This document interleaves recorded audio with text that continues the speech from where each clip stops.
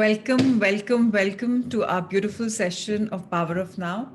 आइए आप शुरू करते हैं आज का session with Sania once again. Let's start with a beautiful book. Alright, तो हम आज हैं अध्याय 6 पे, जिसके आज नाम है आंतरिक शरीर, इनर बॉडी। इसके बारे में आज हम पढ़ने वाले हैं। सो थोड़ा सतर्क हो जाएं, क्योंकि ये आपको बहुत हेल्प करेगा अपने आप को अंडरस्टैंड करने में। सो आपका अंतरंग स्वयं भी बीइंग है, मतलब हमारा जो डीपेस्ट सेल्फ है, अगर हम उसमें भी रह रहे हैं तो वो भी बीइंग है। जो हमारा इनर सेल्फ है, हायर सेल्फ है, डीपेस्ट सेल्फ है, वो भी बीइंग की स्थिति में होता है। कई दिन आपने अपने भीतर गहरे बैठने या अपने शरीर से स्थित रहने के बारे में कहा था। क्या आप बता सकते हैं कि इसका अर्थ क्या है? ये एकार्ट टोल क्वेश्चन कर रहे हैं कि एकार्ट टोल ने बोला कि हमारे अंदर डीप रूट्स होती हैं जो हमारी बॉडी के अंदर होती हैं। उसका मतलब क्या है? सो एकार्ट का जवाब है, ये शरीर ही बीइंग के साम्राज्य से पहुंचने का प्रवेश द्वार बन सकता है। आइए इसे थोड़ी और गहराई से समझें। सो हमारी जो बॉडी है, ये एक पॉइंट ऑफ एक्सेस होती है बीइंग के क्षेत्र में, रेल्म में जाने के लिए। अब उसको थोड़ा गहराई से पढ़ेंगे इसी चैप्टर में। सवाल इसके साथ साथ उन्होंने किया है, मैं अभी भी पूरी तरह नहीं समझ पाया हूं कि बीइंग से आपका अभिप्राय क्या है, कि आपका मतलब क्या है, कि बीइंग होता क्या है। आइए एक हाथ का जवाब सुनते हैं सान्या की बोली में। आइए सान्या, प्लीज हाईलाइटेड एरिया पढ़ लीजिए। जी, गुड इवनिंग एवरीवन। पानी, वह क्या होता है? मैं उसे नहीं जानती। अगर मछली का दिमाग मानव जैसा होता तो वह यही कहती।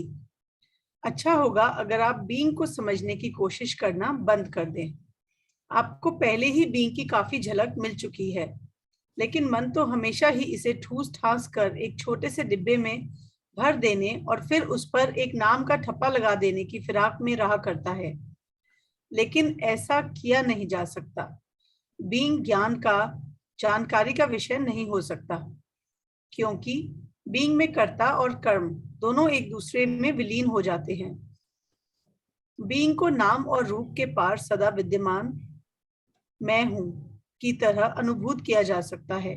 अनुभूत करना और उस अनुभूति से यह जानना कि आप हैं, और फिर उसी गहरी पैठ पर की अवस्था में वास करना, यही आत्मज्ञ होता है, होना है, एनलाइटनमेंट है। यही वह सत्य है जिसे जीसस ने कहा है कि वह सत्य तुम्हें मुक्त कर देगा। सो जो हम लोग अपने आप को लेबल करते हैं कि हम बीइंग की अवस्था में रह रहे हैं, तो हमें समझना चाहिए जैसे पानी होता है, जहां पर भी जाता है अपनी खुद की वजूद को छोड़ के, जहां जो भी शेप होता है, ग्लास का, कंटेनर का, तालाब का, ओशन का, वो बन जाता है। वो एक्सपीरियंस करता है, जहां जाता है वैसा हो जाता है और उसमें अपना 100% देता है। पानी बोलते ना कि ना उसमें कलर है ना उसमें कुछ है, जैसा है वैसा बन जाता है। सो हमें बार बार कि बीइंग क्या होता है, बीइंग क्या होता है, व्रत लगाने की जगह, समझने की जगह इसको भी छोड़ देना चाहिए कि किस बॉक्स में फिर हो रहा है, कैसा होता है बीइंग, है ना। हमें सिर्फ इतना समझना है कि हमें सदा विद्यमान रहना है, एवर प्रेजेंट रहना है। और हम जब वाकई में अपनी सांस पे ध्यान देंगे, अपने जो जैसा जो हम कर रहे हैं वहां मग्न रहेंगे, तो हमारे अंदर जो डीप रूटेड स्टेट है, अवस्था है, उसमें हम वास करेंगे और वहां से धीरे धीरे एनलाइटमेंट के पथ पे चले जाएंगे, जहां हम अपनी अटैचमेंट छोड़ देंगे। अब पानी क्या होता है? अटैचमेंट छोड़ देता है। जग से आपने ग्लास में डाला तो ग्लास की तरह बन जाएगा, ग्लास से आपने मुंह में डाला तो आपकी बॉडी में चला जाएगा। सो जैसा जहां है उसको वैसी शेप में जाना, उसको वैसे तरीके से फील करना। अगर लाइफ में बुरा हो रहा है, उसको भी पूरी तरीके से फील करें। ये नहीं कि नहीं मुझे इससे बाहर निकलना है, मेरे साथ अच्छा क्यों नहीं हो रहा। या अगर हम बहुत अच्छी लाइफ में जा रहे हैं इस समय, तो ये नहीं कि इतना अच्छा क्यों हो रहा है। तब तो हम शायद नहीं सोचते, ह्यूमन बींग्स कम सोचते हैं, या कई लोग ऐसे सोचते हैं कि यार ये सपने की तरह है, ये टूट तो नहीं जाएगा। तो हम लोग बहुत जजमेंट करते हैं, समझना ना समझना, इस उधेड़ बुन में रहते हैं और कभी कभी कभी ठप्पा लगाते हैं, लेबल्स लगाते हैं। ये ही एक बहुत बड़ा रोड़ा है, रुकावट है हमें बीइंग अवस्था में फील करने की, आगे पहुंचने की। उनका सवाल एकार्ट टोल को इसके साथ है कि जब हमें किससे मुक्त होना है, जैसे अभी हमने बात करी कि जैसे पानी मुक्त हो जाता है, जो जहां से भी जाता है, जहां किस तरफ जाता है वहां का हो जाता है, तो जहां पुरानी से डिटैचमेंट हो जाती है, राइट। ये तो नहीं ना वो बोलता कि मैं जग की शेप में था तो अब तो मैं जग की शेप में ग्लास में बैठ जाऊंगा, नहीं, राइट। तो इसलिए पानी का एग्जाम्पल दिया गया। मुक्त किससे होना है हमें, वो भी समझते हैं। आइए पढ़ते हैं। आपको अपने आप को अनम्यूट करना होगा, सानिया जी। So sorry. That's okay. इस भ्रम से कि आप अपने भौतिक शरीर और अपने मन के अलावा कुछ नहीं हैं, बुद्ध ने इसे आत्मविभ्रम भ्रम कहा है और इसे ही असली भूल बताया है। इस विभ्रम के परिणाम स्वरूप पैदा होने वाले तरह तरह के भय से मुक्त होइए। वह भय है जो जब तब आपका लगातार उत्पीड़न करता रहता है, जब तक कि आप खुद के अस्तित्व के भाव को केवल इस अस्थायी और आसानी से आहत हो जाने वाली छवि के साथ जोड़े रखते हैं। और पाप से मुक्त होइए, यानी उस दुख से बाहर निकलिए जो आप अनजाने ही खुद पर और दूसरों पर तब तक थोपते रहते हैं जब तक कि आपका अहम का यह भ्रांत भाव उन सब बातों की बागडोर अपने हाथ के लिए रखता है और आप सोचते हैं, कहते हैं और करते हैं। हमें किससे मुक्त होना है? सबसे इंपॉर्टेंट समझना है कि हमें अपने इल्यूजनरी वर्ल्ड से मुक्त होना है। हम एक भ्रमित जीवन में रह रहे हैं, और आत्मविभ्रम मतलब इल्यूजन, अपने आप का इल्यूजन, मैं कौन हूं का इल्यूजन। मैं कौन हूं? मैं बहुत इंटेलिजेंट हूं। मैं कौन हूं? मैं आदमी हूं। मैं कौन हूं? या मैं औरत हूं। मैं कौन हूं? मैं गोरा काला हूं। मैं कौन हूं? रिच पुअर हूं। मैं कौन हूं? बहुत एनलाइटेंड हूं या बहुत डम्ब हूं। या मैं कौन हूं? मैं ये नहीं कर पाता। हमने अपने आप को लेबल्स में बांध रखा है, और जब हम नेगेटिविटी में जाते हैं तो हमें समझना चाहिए हम फियर की दुनिया में जा रहे हैं। हमें इस भय से मुक्त होना है, इसको फियरलेस बनना है। और हम इस चक्कर में फियर की वजह से इतने सारे कपड़े पहन लेते हैं, लेस पहन लेते हैं। हमें चाहे पता है चाहे नहीं पता इसका रिजल्ट क्या होगा, पर हमने भय को पहन लिया है। जितना हम भय को पहन लेंगे उतना हम टॉर्चर होंगे। और टॉर्चर करने वाला कौन है? हम खुद। दुनिया क्या बोलेगी, मेरी ये छवि बनी हुई है, वो क्या बोलेगा, मुझे इससे फ्री होना है, मैंने ये रॉन्ग कर दिया। हमको इस कटघरे से, इस जेल से बाहर निकलना है, और इसके लिए सिंपल चीज है, stop playing the victim game. मेरे साथ ऐसा हुआ, उसने ऐसा किया, लेकिन मैंने ऐसे संभाल लिया। हम दूसरों पे थोप देते हैं, अपने ऊपर थोप देते हैं, एक माया जाल में रहते हैं, इल्यूजनरी वर्ल्ड में रहते हैं, और बहुत सारे फियर के साथ रहते हैं। अब हमें अपनी लाइफ अपने हाथ में लेकर चलनी, जैसे बोलते ना कि कृष्ण सारथी थे अर्जुन के, बट यहाँ हमें खुद का सारथी बनना है। हमारी कॉन्शियसनेस हमारा सारथी बनेगी। अब हमें अपने आप को बोलना है कि मैं बीइंग में रहूंगा, जैसा जो हो रहा है बहुत अच्छा हो रहा है। और मैंने अगर अपने आप से कोई प्रॉमिस कर लिया, कुछ सोच लिया, कह लिया, तो अब मैं करता भी हूं, लेकिन अगेन दायरे को तोड़ के, अहम की तरफ से नहीं, कॉन्शियसनेस से, अवेयरनेस से, कि मेरे लिए इस समय ये चीज करना ठीक है। अपने आप से पूछ के, अवेयरनेस के साथ, अगर आंसर आता है कि हाँ ठीक है तो करो, आंसर आता नहीं अभी ठीक नहीं तो रुक जाओ। हम अगर जब अवेयर होंगे, हमें अपने आप से जब हम प्रश्न करेंगे तो हमें जवाब भी मिलेंगे। हमें उस बात से अवेयर रहना है कि हम बीइंग में रह रहे हैं। हम सबको शब्दों के पार दिखना शुरू करना पड़ेगा। We all have to look beyond words. अगला सवाल वो करते हैं, यह पाप शब्द मुझे बिल्कुल अच्छा नहीं लगता है। इसमें भाव रहता है कि मुझे आंका जा रहा है और दोषी ठहराया जा रहा है। बिल्कुल सही बात पूछी, राइट। किसको पसंद है ये शब्द जो बोलते हैं, पाप बोलते हैं, सिन बोलते हैं। जब ये वर्ड यूर अ सिनर, ये तुम पापी हो, इसका मतलब किसी ने मेरे ऊपर जजमेंट थोपी है ना, मुझे रॉन्ग ठहराया है।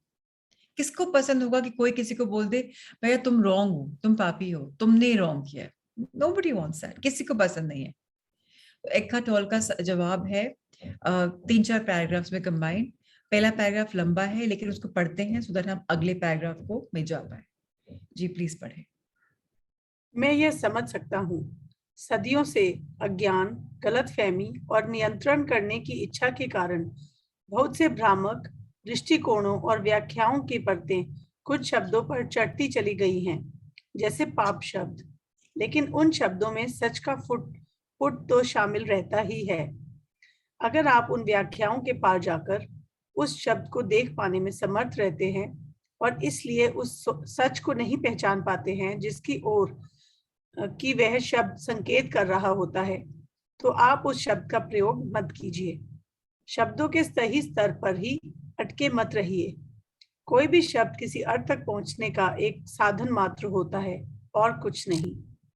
उसका वह एक सारांश रूप मात्र है, किसी मार्ग सूचक स्तंभ की तरह ही वह खुद से परे किसी जगह की ओर संकेत मात्र कर रहा होता है। शहद शब्द शहद नहीं होता।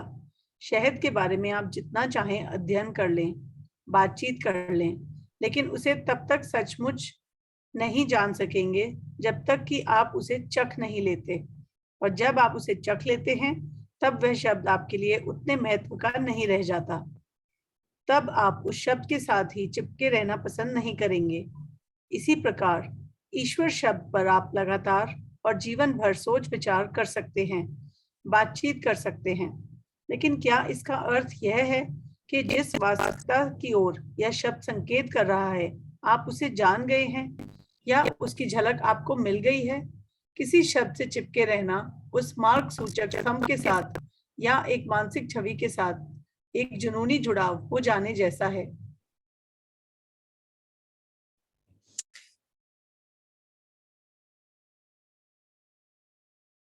तो एकार्ट टोल का जो बोलना है वो बहुत ज्यादा डीप है।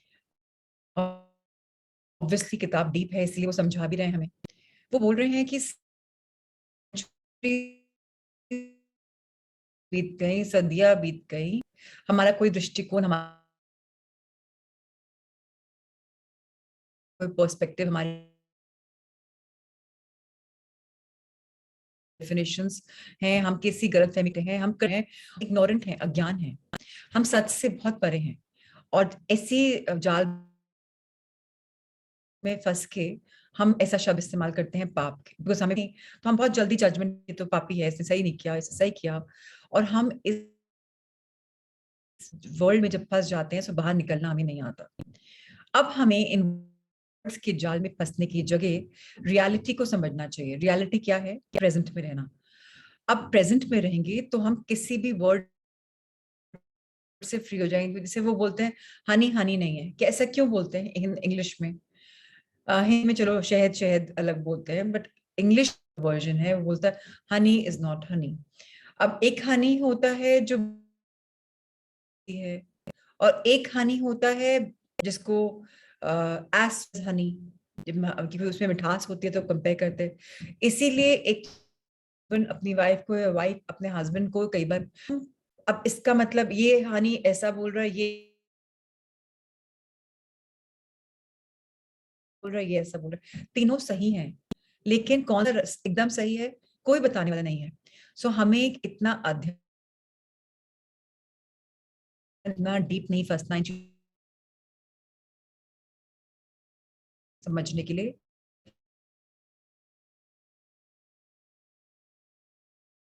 हमें से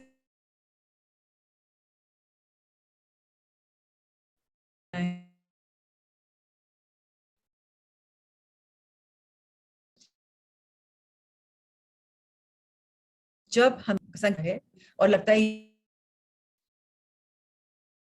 अच्छी फीलिंग का है, तो हम विचार पे करके अब, लेकिन उससे हटाने वाला, क्योंकि हम किसी मेंटर की वेट कर रहे हैं और तब हम एक पागलपन की तरह से हम डिपेंडेंट हो जाते हैं।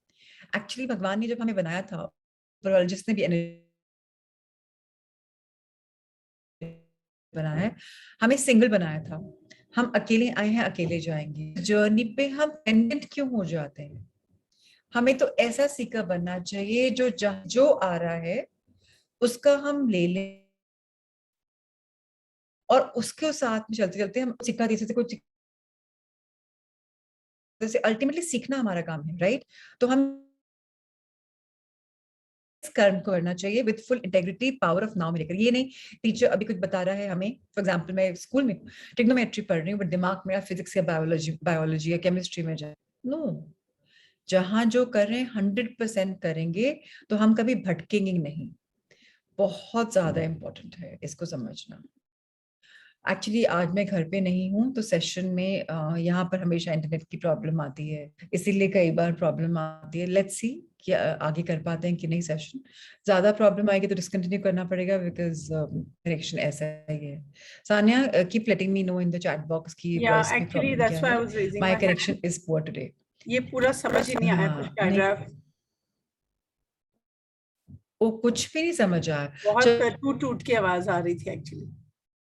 repeat करती हूँ अगर मैं अगेन। Okay, let's try. अब दोबारा बोलती हूँ, आप मुझे तुरंत पिंग कर देना मैसेज बॉक्स में, मैंने खोल के रखा है। अगर समझ में नहीं आया I try and repeat again. इतना समझ में आया जो मैंने भी बोला?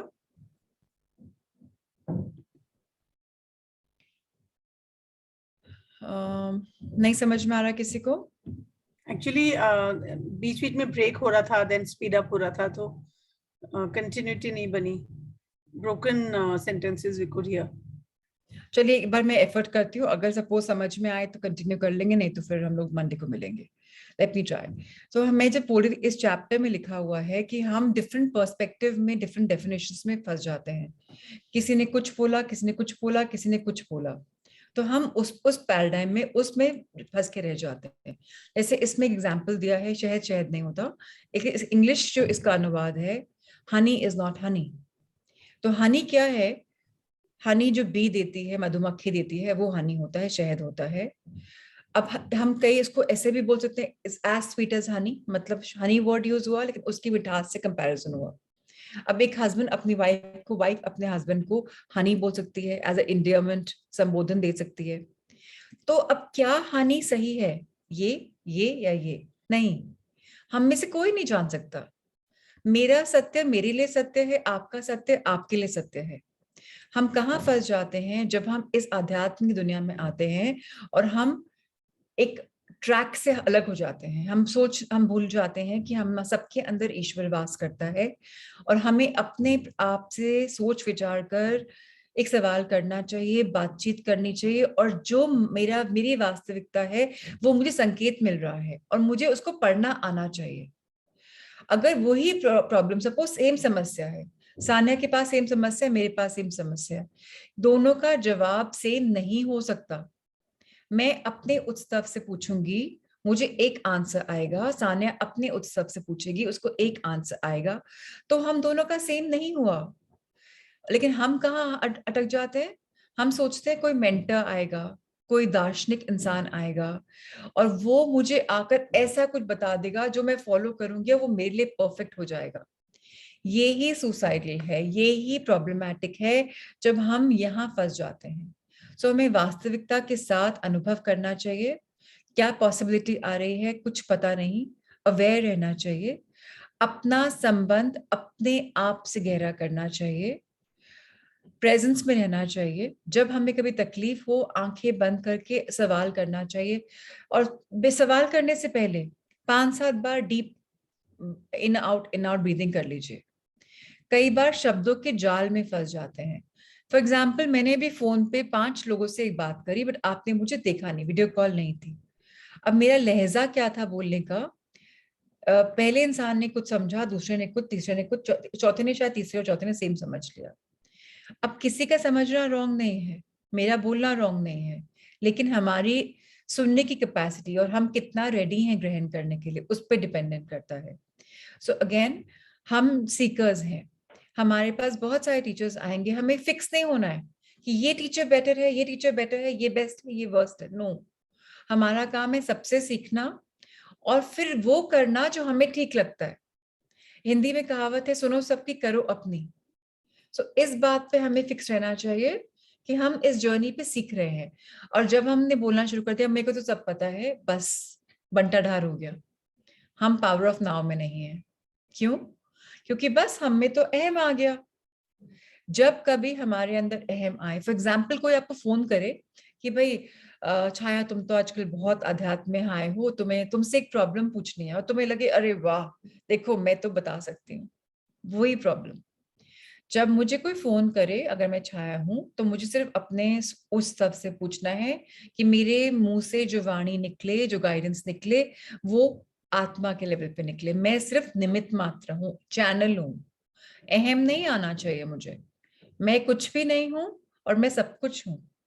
अब मैं किसको ज्यादा तूल दे रही हूँ वो मेरी मेरे दृष्टिकोण पे डिपेंड कर रहा है। अब मैं अज्ञान हूं या मैं एक्स्ट्रा ज्ञानी हूं, वो मेरे ऊपर डिपेंड करता है। सो हमें इस गलतफहमी के जाल में नहीं फंसना। आइए आगे थोड़ा सा और पढ़ें। इसका उल्लेख भी उतना ही सही है। किसी भी कारण से अगर आप शहद शब्द को नापसंद करते हैं तो संभव है कि इस कारण आप उसे कभी चखना ही ना चाहें। यदि आपको ईश्वर शब्द के प्रति प्रबल अरुचि है, तो जो कि आसक्ति का नकारात्मक रूप ही है, तब आप केवल उस शब्द को ही नहीं नकार रहे होते, बल्कि उस वास्तविकता को भी नकार रहे होते हैं जिसकी ओर यह शब्द संकेत करता है। तब आप उस वास्तविकता को अनुभूत करने की संभावना पर ही कुठाराघात कर रहे होते हैं। और वास्तव में इस सब का गहरा संबंध अपने मन के साथ आपका तादात्म्य रहना ही है। सो जैसे हनी शब्द का सपोज बोला, मुझे हनी नहीं पसंद, या अब मैं इसका एक और एग्जांपल देती हूँ। सपोज मैं नास्तिक हूँ। नास्तिक मतलब मुझे भगवान में श्रद्धा नहीं है, मुझे पता है कोई ऊपर की पावर है। अब मैं बोलूं कि मैं तो जी मंदिर में कदम नहीं रखूंगी, मस्जिद में नहीं रखूंगी, गुरुद्वारे में नहीं रखूंगी, बस वहां तो बोलते हैं भगवान वास करता है, तो इसका मतलब मैं लाइफ को नो बोल रही हूँ। मुझे किसी भी चीज के लिए ब्लॉक नहीं होना है। अगर आपको लुइस ए की एफर्मेशन याद हो, I am a yes person. मैं क्यों ना बोलूं किसी भी चीज को? आपका धर्म अच्छा नहीं है, मेरा धर्म ज्यादा अच्छा है, क्यों बोलूं मैं ये? अहम क्यों आए मुझ में? क्यों मैं अपने आप को तादात्म्य बना दूं इस आइडेंटिटी से कि मैं ऐसी हूं? या ये प्रिटी नहीं है, ये प्रिटी है। किसने बोला है? मुझे किसने राइट दिया है जज करने का? सब प्रिटी हैं। हाँ, ये बहुत सुंदर लगती है, ओके, बट इसका मतलब ये नहीं कि तुम भी उसकी तरह बन जाओ, राइट? तो हमें नेगेटिविटी को नहीं अपनाना, हमें पॉजिटिविटी को अपनाना है, वास्तविकता से दूर नहीं रहना। जब कभी ऊंचे बन जाए तो हम्बल एंड ग्राउंडेड रहना है और संकेत को समझना है। संकेत हम अपने आप से पूछेंगे तो हमें लिखा हुआ मिल जाएगा, आवाज के फॉर्म पे आ जाएगा, कोई गाइडेंस आ जाएगी, कहीं सुन लेंगे और हमें समझ आना चाहिए। हमें इसीलिए इस पाप शब्द से या इन और चीजों से थोड़ा सा दूर रहना चाहिए, जहां हम अपने आप को असलियत से हटा रहे हैं, वहां हम अपने आप को काट रहे हैं लाइफ से। आइए लास्ट पैराग्राफ पढ़ें इसी सेक्शन का। इसलिए अगर कोई शब्द आपके लिए काम नहीं कर रहा है तो उसे छोड़ दीजिए और उसकी जगह वह शब्द रख लीजिए जो आपके लिए काम करता हो। अगर आपको पाप शब्द पसंद नहीं है तो आप उसकी जगह अचैतन्यता।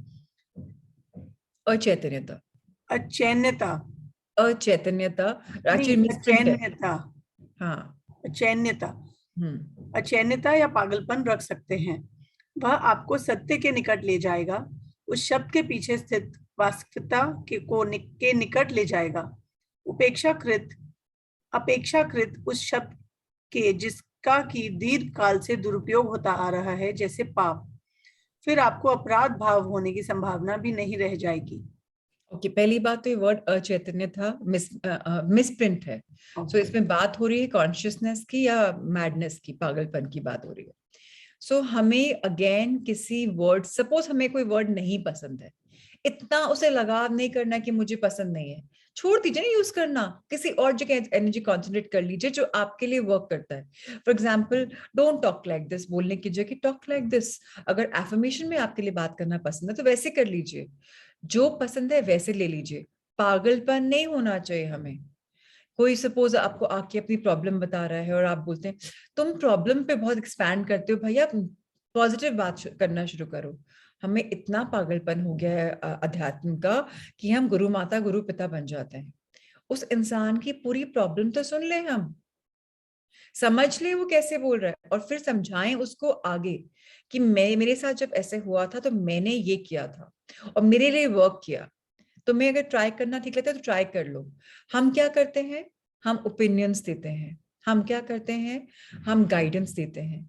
हमें क्या करना चाहिए, अपने सिमिलर एग्जाम्पल, अपनी स्टोरी का पहलू शेयर करना चाहिए। तब हम पागल नहीं हो, तब हम सत्य के साथ जी रहे हैं, तब हम कॉन्शियस लिविंग कर रहे हैं। तो इसलिए बोलते हैं कि हमें बहुत समझना चाहिए अपने आप को, और जब हम अपने आप को समझ रहे हैं, अच्छे से कॉन्शियसली बिहेव कर रहे हैं, तब हमारे अंदर गिल्ट भी नहीं आएगा, तब कुछ रॉन्ग नहीं होगा। सपोज आपने कुछ रॉन्ग कर भी दिया तो आपको लगता है कि ये होना था इसलिए हो गया, अगेन जज नहीं करेंगे हम, ठीक है। अगला क्वेश्चन है, मुझे ये शब्द पसंद भी नहीं है, ये जताते हैं कि मुझ में कुछ गलत है, कि मुझे आंका जा रहा है।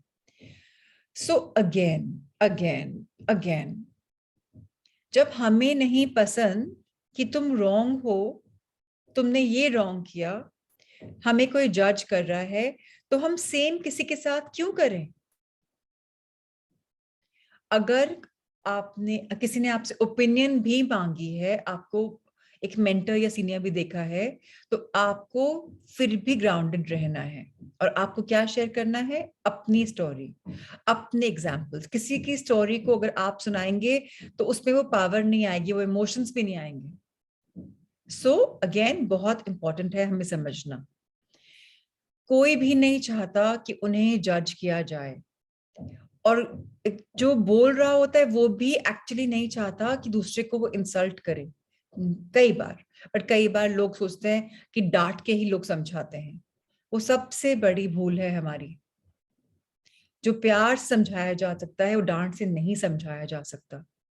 हमारी पर्सनल नेचर क्या है कि हम मानव जाति का एक हिस्सा हैं, और हम मानव जाति के हिस्से में करोड़ों लोग के बीच में आए हैं, और हम उन लोग की कॉन्शियसनेस को किल करते हैं जब कभी हम किसी को डिमोट करते हैं, नेगेटिव बात बोलते हैं, हम अपने लिए भी वो रिफ्लेक्शन लाते हैं। हमें क्या करना है, प्रोत्साहन देना है, हमें उनका इरादा बुलंद करना है। सो हमें आगे बढ़ाना है, हमें जजमेंट नहीं देनी। अब इसमें अगला सवाल आ रहा है कि आपका मतलब है सामुदायिकता से जुड़ा अपराध भाव। सामुदायिकता मतलब एक ग्रुप, एक सोसाइटी, एक एसोसिएशन। अपराध भाव मतलब गिल्ट, कि क्या ये एक ग्रुप गिल्ट है। अब उसका समझते हैं आंसर। सवाल अपराध भाव का सवाल नहीं है, लेकिन जब तक आप अपने अहमग्रस्त मन के वशीभूत हैं, तब तक आप इस सामूहिक पागलपन का एक हिस्सा ही तो हैं। शायद आपने अहमग्रस्त मन के वशीभूत हुई इस मानव अवस्था को ध्यान से और गहराई तक नहीं देखा है। अपनी आंखें खोलिए और उस भय को, उस हताशा निराशा को, उस लोभ लालच को और उस हिंसा को देखिए जो चारों तरफ व्याप्त है। उस अकल्पनीय जघन्य क्रूरता और कष्ट को देखिए जो एक दूसरे पर और धरती के अन्य जीव जंतुओं पर मनुष्य ढाते आए हैं और ढा रहे हैं।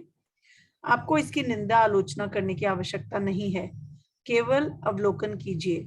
यह है पाप, यह है पागलपन, यह है अचैतन्यता। साथ ही अपने मन का अवलोकन करना भी मत भूलिए। इस पागलपन की जड़ें वहां भी होंगी, उन्हें तलाशिए। सो अगेन बहुत ज्यादा इसमें ध्यान दिया गया है कि गिल्ट का सवाल नहीं है, सवाल ये है कि हम अपने इगोइस्टिक माइंड से कितना काम कर रहे हैं। और अगर हम इगोइस्टिक माइंड के सर्वेंट बन गए हैं, फॉलोअर बन गए हैं, तो वैसे ही दूसरे लोग की एनर्जी भी आएगी, और इसी को बोलते हैं सामूहिक पागलपन।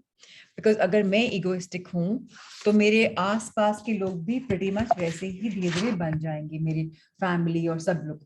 तो हमें क्या बोला जा रहा है, हमें अपनी आंखें खोलनी है जो हमने बंद कर रखी हैं, और हमें डर का सामना करना है, उससे परेशान नहीं होना। हमें उसका जैसे बोलते हैं डर के आगे जीत है। अगर हम बोलेंगे वर्स्ट टू वर्स्ट क्या हो जाएगा, मैं फेल हो जाऊंगी, मैं गिर जाऊंगी, मैं हार जाऊंगी, मैं जो भी हो जाऊंगी, वर्स्ट टू वर्स्ट तो यही होगा ना। लेकिन साथ में मैं क्या कर सकती हूँ, मैं कुछ ऐसा काम कर सकती हूँ जिससे मेरी कॉन्शियसनेस के साथ मैं अपना 100% दूँ। और फिर अगर मुझे हताश हो भी जाऊंगी कुछ करने में, तो ओके, जो होता है अच्छे के लिए होता है। जब हमने ये वाला नजरिया अपना लिया तो हम लाइफ में बहुत आगे चले जाएंगे। और अगर हमने आसपास कुछ हिंसा हो रही है, कोई सफर कर रहा है, और उसको होते हुए हम देख रहे हैं, अपने मदर अर्थ पे चीजें होते हुए देख रहे हैं, तो हमें उसकी भी निंदा आलोचना नहीं करनी है। हमें क्या करना है, लीड बाय एग्जाम्पल करना है। भैया आज बीच पे बहुत गंदगी है, बोलने की जगह मैंने आज इतना एरिया बीच का खुद साफ किया। बूंद बूंद से घड़ा भरता है। आज मैं बोलूं मेरी कॉलोनी में ही रॉन्ग है, मेरी कंट्री में ही रॉन्ग है, जो आप राइट कर सकते हैं वो आप करिए ना। हमें निंदा करना किसने सिखाया, आलोचना करना किसने सिखाया? हमें क्या करना है, केवल अवलोकन करना है। ऑब्जर्व करिए, जिन आंखों को आपको दो सुंदर सुंदर आंखें प्रदान करी गई हैं, उनको इस्तेमाल करिए, ऑब्जर्व करिए, पागलपन में मत फंसिए, कॉन्शियसनेस से लाइफ लिव करिए। जब हम ऐसे करेंगे तो हम क्या करेंगे, अपने अंदर स्ट्रॉन्ग बना देंगे अपनी कॉन्शियसनेस को, क्योंकि हम फिर ऑब्जर्वेशन करेंगे और कॉन्शियसली ऑब्जर्व करेंगे। ये ही इस सेक्शन का एक हम सबके लिए सीख थी। अगला सेक्शन जो है, हमें अपनी अदृश्य और अविनाशी वास्तविकता की तलाश। क्या हम जो इनविजिबल है, दिखता नहीं है, या जिसको विनाश नहीं कर सकते, जिसको डिस्ट्रॉय नहीं कर सकते, ऐसी कोई असलियत है जिसको हम, जिस ऐसी कोई वास्तविकता है, कोई रियलिटी है जिसकी हम तलाश कर रहे हैं? हम लोग कई बार सोचते हैं ऐसा हो जाए, ऐसा हो जाए, हमें पता है वो पॉसिबिलिटी है, लेकिन हम उसकी तलाश में लगे हुए रहते हैं। आपने कहा है कि आप अपने भौतिक स्वरूप के साथ तादात्म्य करना भ्रम व भ्रांति का हिस्सा है। तो कैसे ये शरीर, ये भौतिक स्वरूप आपको बीइंग का बोध करा सकता है? कई बार हमने सुना है कि जो हमारी फिजिकल बॉडी है, जो हमारा फिजिकल फॉर्म है, ये भी एक भ्रम है। क्योंकि हमने सुना है कि 7 प्रकार से हम रहते हैं, मिनिमम 5 है। एक स्पिरिचुअल लेवल है, एक हमारा मेंटल लेवल है, एक हमारा हार्ट लेवल है, एक हमारा बॉडी के एनर्जी है। हमने कई एनर्जीज के साथ रह रहे हैं, तो ये भी बोलते हैं बॉडी भी एक भ्रम है। अगर हम इसमें डर रखेंगे तो बहुत प्रॉब्लम्स आ जाएंगी। अब कुछ वैसे आ जाएगा, अगर हम लाइट एनर्जी में रहेंगे तो लाइट फील करेंगे। तो क्या ये भी हमें बीइंग का बोध कराता है? इस बात पे चर्चा करेंगे, समझेंगे कि एकार्ट क्या समझाना चाह रहे हैं हमें। प्लीज पढ़ें। जिस शरीर को आप देख सकते हैं, छू सकते हैं, वह आपको बीइंग में नहीं ले जा सकता। देखा और स्पर्श किया जा सकने वाला यह शरीर तो केवल एक बाहरी आवरण है, या कहें कि यह तो एक गहरी वास्तविकता का वह रूप है जिसे एक सीमित और विकृत अर्थ में देखा जा रहा है। बीइंग के साथ जुड़ाव की अपनी सहज अवस्था में इस गहरी वास्तविकता को, यानी आपके भीतर विराजमान जीवंत चिर उपस्थिति को, एक अदृश्य आंतरिक देह के रूप में हर पल महसूस किया जा सकता है। इसलिए शरीर में वास करना, शरीर को भीतर से महसूस करना होता है। ऐसा करना शरीर के भीतर प्राण को महसूस करना है, और इस तरह यह जानना भी है कि आप केवल यह आवरण मात्र नहीं हैं, बल्कि इससे पार और परे हैं। जो हमारी बॉडी है, उसको हम टच कर सकते हैं, उसको हम देख सकते हैं, तो ये आपको बीइंग में नहीं लेकर जा सकता। क्यों? क्योंकि ये विजिबल है, ये स्पर्श कर सकते हैं, और ये बाहर एक इमेज है इसकी।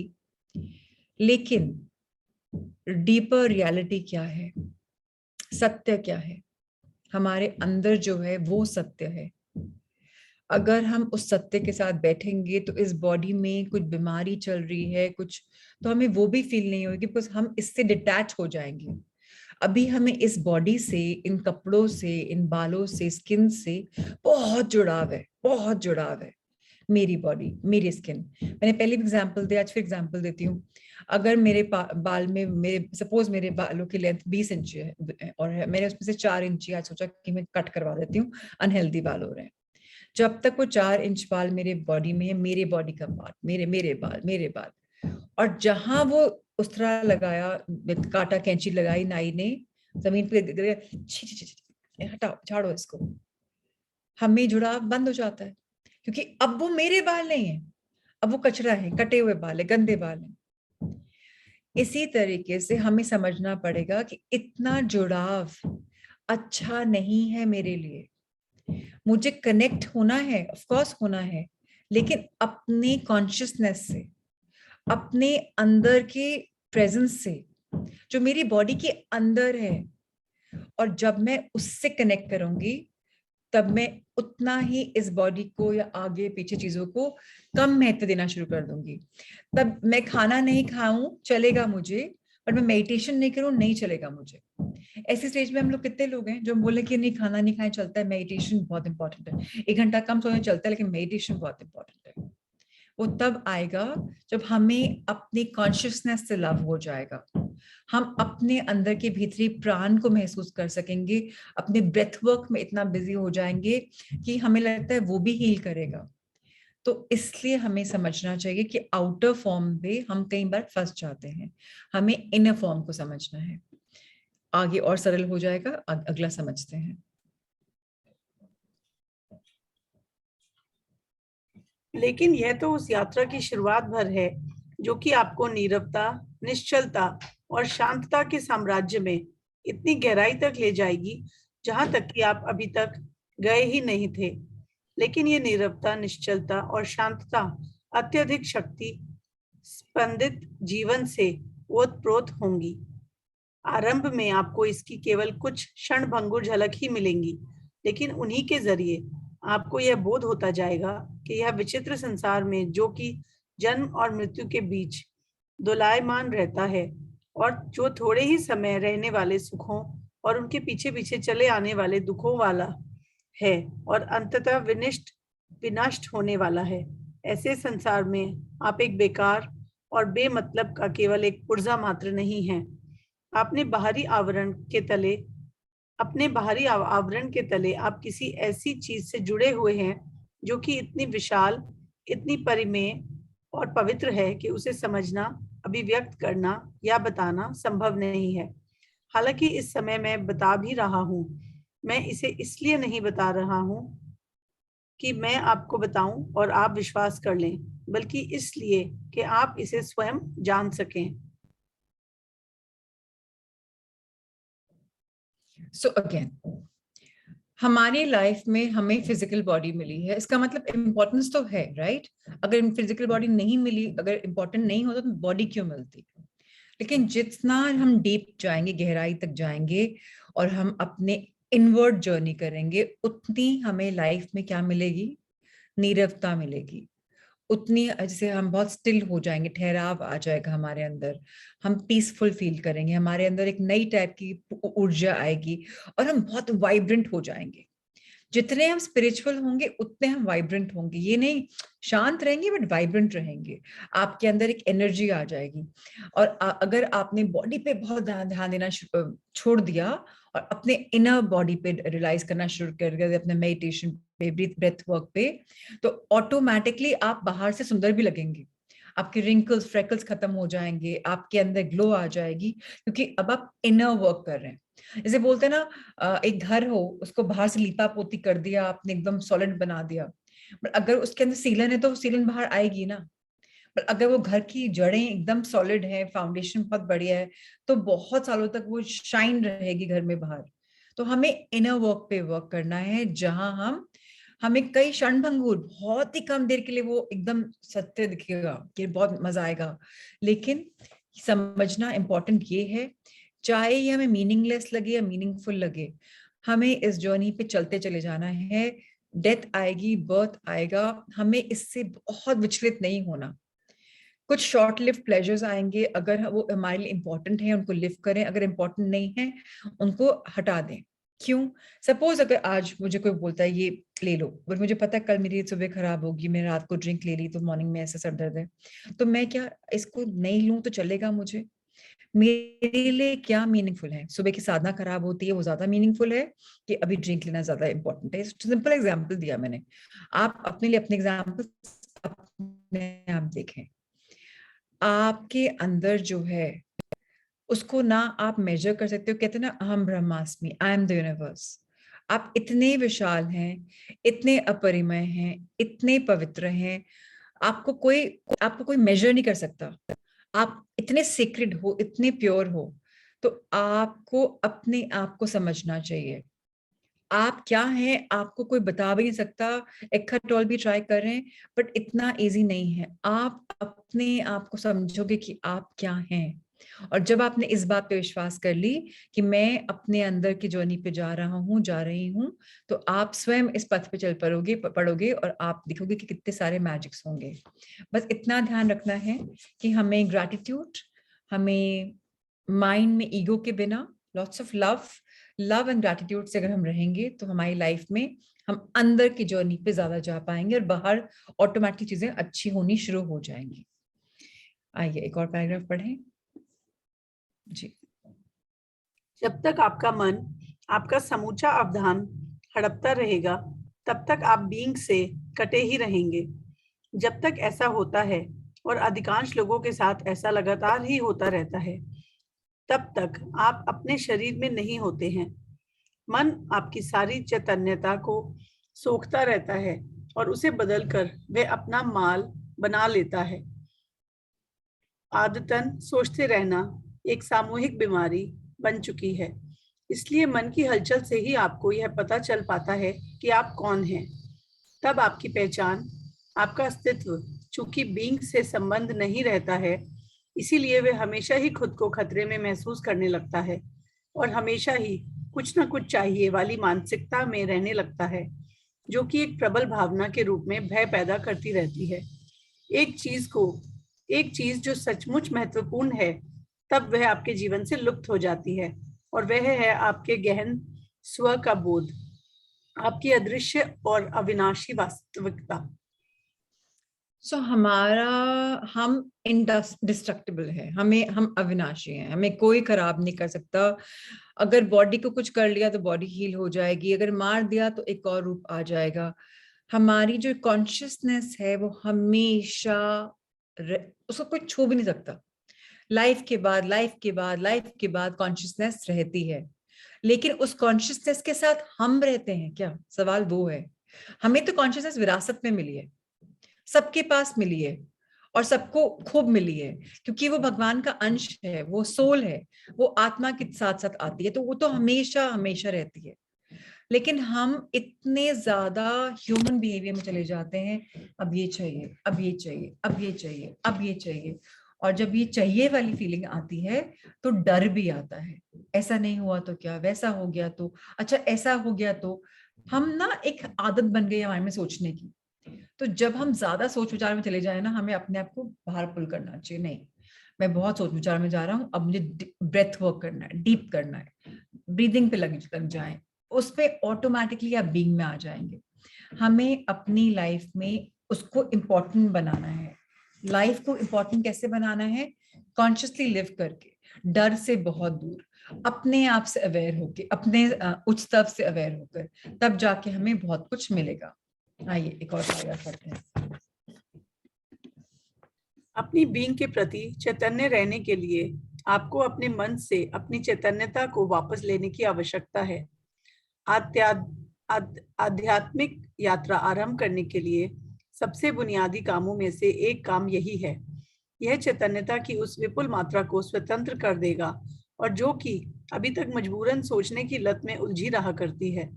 इसे करने का एक अत्यंत प्रभावी तरीका तो यह है कि आप अपने अवधान के फोकस को सोचने से हटाकर अपने शरीर में केंद्रित किया जाए, जहां की पहली बार में बीइंग को महसूस किया जा सकता है, ऐसी एक अदृश्य ऊर्जा के रूप में जो कि उसे जीवन प्रदान करती है, जिसे आप भौतिक शरीर के रूप में देखते व मानते हैं। हम सब ना कंपल्सिव, अभी बोला, आदतन बनी हुई है हमारी सोचने की। अगर हमें चैतन्यता को सही जगह से लाना है वापस अपनी लाइफ में, तो हमें ये सोचने की जो कंपल्सिव हैबिट, इसको छोड़ना पड़ेगा। स्पिरिचुअल जर्नी में अगर हम आगे बढ़ रहे हैं, सबसे इंपॉर्टेंट हमारा जड़ वर्क क्या है, फाउंडेशन क्या है, रूट वर्क क्या है। हमें इस चिटर चैटर जो माइंड में हर समय चलती रहती है, इससे अपने आप को फ्री करना है। कैसे फ्री करना है? सांस का सहारा ले लीजिए, नासाग्र एरिया में ट्रायंगल जो है, यहाँ से आ रही है, यहाँ से जा रही है, इतने में कॉन्सेंट्रेट कर लीजिए, तो आप जो उलझे हुए हैं उससे भी आप फ्री हो जाएंगे। और इम्पोर्टेंट तरीका क्या है? हमारी बॉडी में हमें फोकस किस पे करना है। अगर हमारा फोकस सोच हटाने पर है, तो हम हटाने पे रह जाएंगे। हमें कहाँ फोकस करना है? जो हम काम कर रहे हैं। क्या काम कर रहे हैं? थॉट्स अलग हैं, हम अभी ब्रेथ वर्क पे काम कर रहे हैं।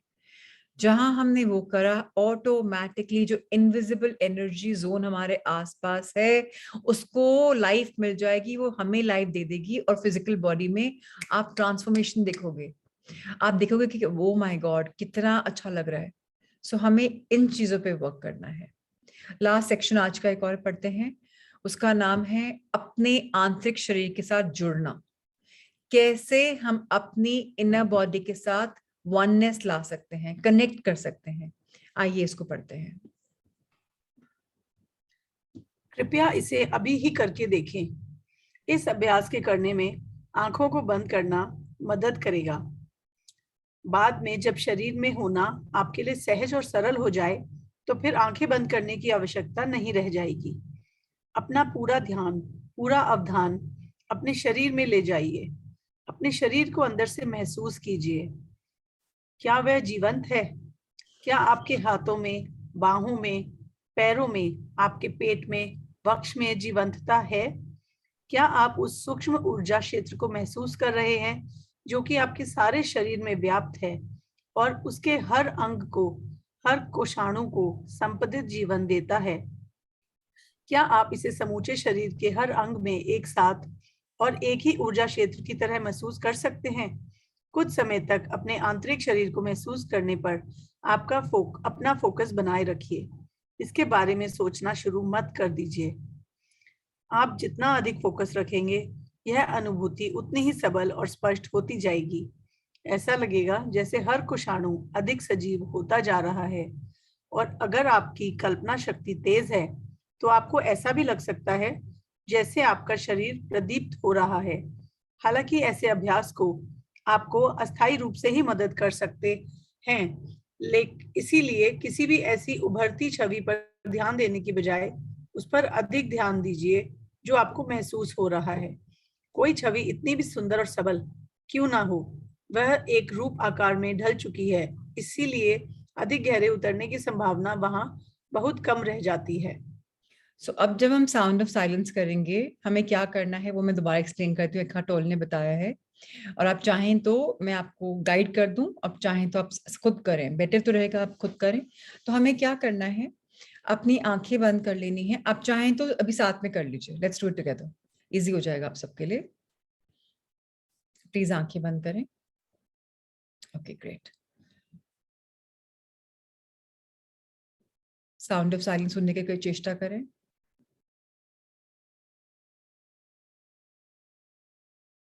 अगर नहीं आ रही तो 3 गहरी ब्रेथ लीजिए। आइए शुरू करें। पहली ब्रेथ, पहली सांस लेंगे, पेट फूलेगा, सांस पे ध्यान रखें, सांस छोड़ें नाक के बल, फिर सांस अंदर लें,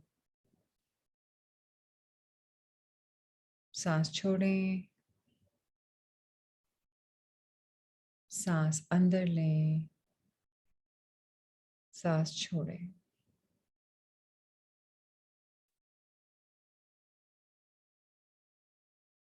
आप अपना ध्यान अपने शरीर के प्रति ले जाएं। अंदर से क्या फील हो रहा है? क्या कुछ सिहरन है? कोई सेंसेशंस हैं बॉडी में? क्या आपको लाइफ फील हो रही है आपकी बॉडी में? क्या आपके हाथों में, आपकी भुजाओं में, आपके पाँव में कमर में, पेट में, छाती में, बैक साइड पे किसी टाइप की झंझनाहट सेंसेशन कुछ फील हो रहा है? Can you feel the subtle energy around you? आपके अंदर आपका शरीर जीवंत है।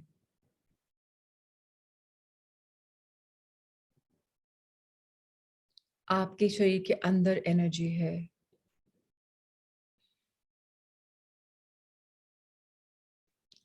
और अगर आप ध्यान दें, पूरी बॉडी में एनर्जी फील हो रही है, ऊपर से नीचे एनर्जी ट्रैवल कर सकती है। देखिए एनर्जी ऊपर से नीचे जा रही है क्या, और नीचे से ऊपर। सिर्फ भुजाओं में, सिर्फ पेट में। आप उस पे फोकस करते रहिए जो आपकी बॉडी के अंदर फीलिंग्स आ रही हैं और जा रही हैं। जितना आप ध्यान देंगे उतना आपको ध्यान से समझ पाएगा और उतनी आपकी फीलिंग्स स्ट्रांग होती चली जाएंगी।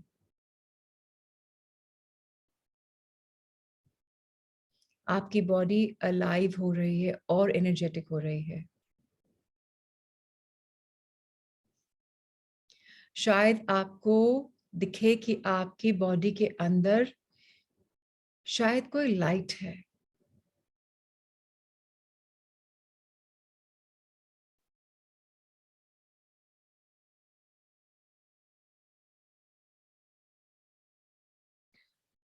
इस कनेक्शन से आपको अपने आप को स्ट्रांग रखना है, चाहे वो सुंदर इमेज हो, चाहे पावरफुल इमेज हो।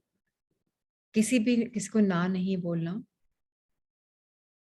और इस फीलिंग को हमेशा ध्यान रखें कि हमारे अंदर एनर्जी है। अब ध्यान से आंखें खोल लीजिए।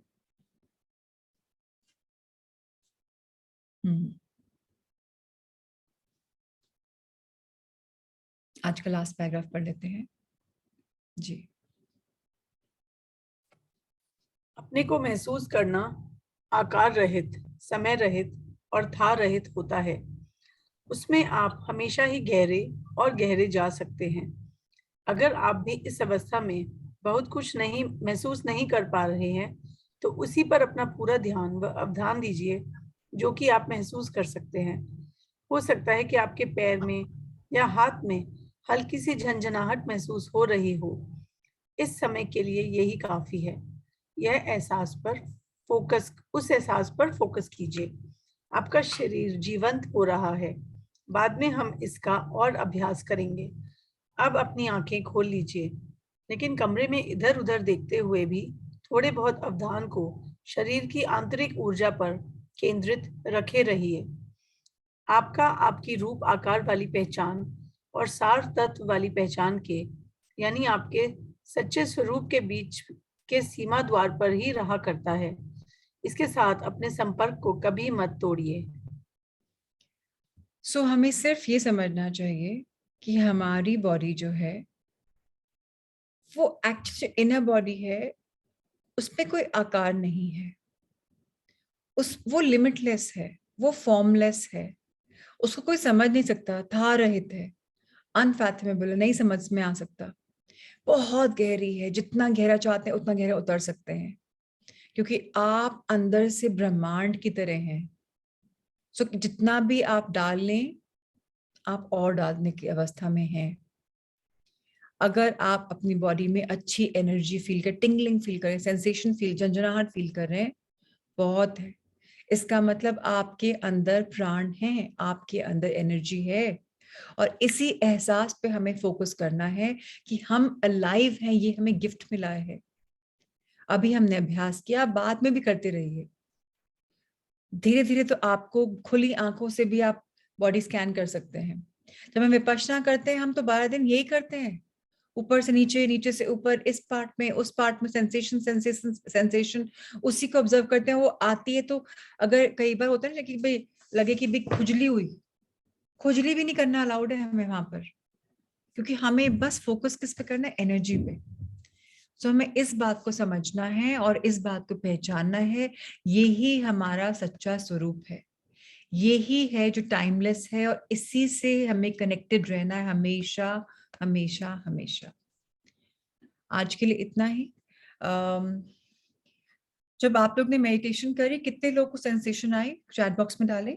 कुछ फीलिंग लाइट की आई, या सेंसेशन की आई, या कोई झंझनाहट आई, कुछ शेयर करना चाहते तो करिए, क्योंकि हमें बार बार निरंतर अभ्यास करना है। ये ही हमें धीरे धीरे पावर ऑफ नाउ में ले जाएगा, जहां हम डिसिप्लिन हो जाएंगे अपना बॉडी स्कैन करने पे और रियलाइज करने में कि कैसे हमें लाइफ लिव करनी है। ओके, सो नो आंसर्स, किसी ने tingling feeling in hands? Okay, and very very nice कि शुरू हुआ सोनिया आपको टिंगलिंग हाथों में। धीरे धीरे हर बॉडी पार्ट पे ले जाइए और पूरे बॉडी में फील करिए, अप डाउन, कीप फीलिंग। जब आपकी हर बॉडी पार्ट में फीलिंग आएगी तो इसका मतलब आपकी अंदर की एनर्जी को आप अवेकन कर रहे हैं। आपको उसी में एफर्ट डालना है, धीरे धीरे स्कैन करते करते कि अब इसमें आई, फिर इसमें आई, फिर इसमें आई, यहाँ आई, ऑब्जर्व करना है। और तभी हम पावर ऑफ नाउ में धीरे धीरे डीप चले जाएंगे। So all right, let's keep experimenting, experiencing. ये आपके पास वीकेंड है, जितना हो सके आप स्टिल बैठें और करते रहें सो दैट आप आगे बढ़ जाएं। Lots of love and light to everyone. Let's see each other on Monday. Monday को फिर मिलते हैं एक बार। Love, light, and abundance to everyone. Be blessed. Thank you, thank you, thank you. Always live in the power of now. Try as much as possible. Thank you. Thank you, Sanya, for your wonderful reading once again. Thank you, everyone. Lots of love. Thank you.